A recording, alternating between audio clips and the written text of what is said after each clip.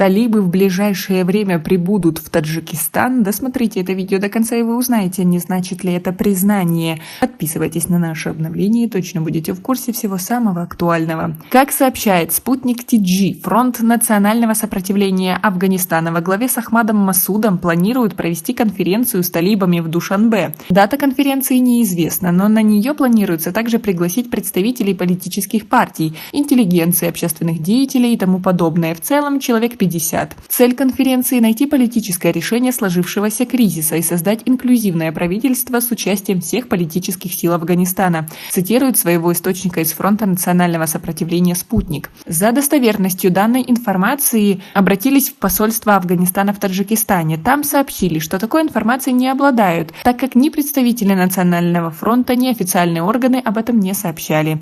В МИДе Таджикистана же сказали, что ни подтвердить, ни опровергнуть эту информацию они не могут, потому что и в первом, и втором случае это было бы ошибочно. При этом в ведомстве подтвердили, что обсуждение этого вопроса идет. От дальнейших комментариев в министерстве воздержались. Душанбе уже давно рассматривают как место встречи противоборствующих сторон Афганистана в целях их примирения. Первый раз этот вопрос обсуждался между президентом Таджикистана и премьер-министром Пакистана Имран Ханом в сентябре прошлого года. Обе страны договорились, что будут содействовать переговорам между талибами и таджиками Афганистана в Душанбе. Но по сегодняшний день эта встреча не состоялась, по крайней мере, в Душанбе. А как вы относитесь к такой ситуации? Как вы думаете, действительно ли произойдет эта встреча? Свои ответы напишите нам, пожалуйста, в комментарии. Но встреча прошла в Иране в январе этого года. На ней талибов представлял министр иностранных дел Амир Хан Мутаки, а сторону ополчения лидер Фронта национального сопротивления Ахмад Масуд и командир народного ополчения провинции Герат Мохаммад Исмаил Хан, которого также называют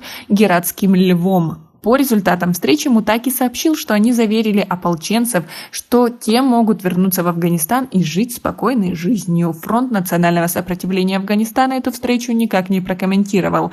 Но с момента своего создания летом прошлого года члены фронта призывают талибов к созданию инклюзивного правительства, в котором были бы представлены представители других этнических и политических групп, а также к соблюдению прав людей, в частности женщин Афганистана.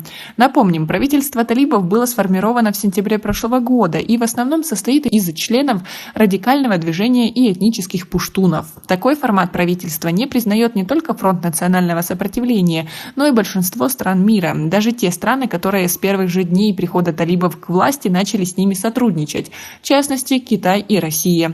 Кстати, информация о встрече Масуда и талибов в Таджикистане появилась после визита президента Российской Федерации Владимира Путина в Таджикистан в Душанбе 28 июня, и по некоторым данным, российский лидер встречался здесь с Масудом, у которого якобы интересовался его видением ситуации в Афганистане. Ахмад Масуд – сын бывшего таджикского полевого командира Ахмад Шаха Масуда. После захвата талибами Кабула в августе прошлого года Масуд-младший возглавил Фронт национального сопротивления Афганистана, который вступил в вооруженное противостояние с боевиками Талибана. В начале сентября талибам удалось выбить отряды Фронта национального сопротивления из населенных пунктов провинции Панджшер, но ополченцы стали вести партизанскую войну. В последние месяцы все чаще стала появляться информация о столкновениях между боевиками ополчения и талибами в Панджшере, в которых талибы несут большие потери. Сами талибы эту информацию опровергают, утверждая, что в Панджшере все спокойно. А кому вы больше верите? Свои ответы напишите нам, пожалуйста, в комментарии. У нас пока на этом все. Оцените наше видео подпиской и лайком. До скорой встречи!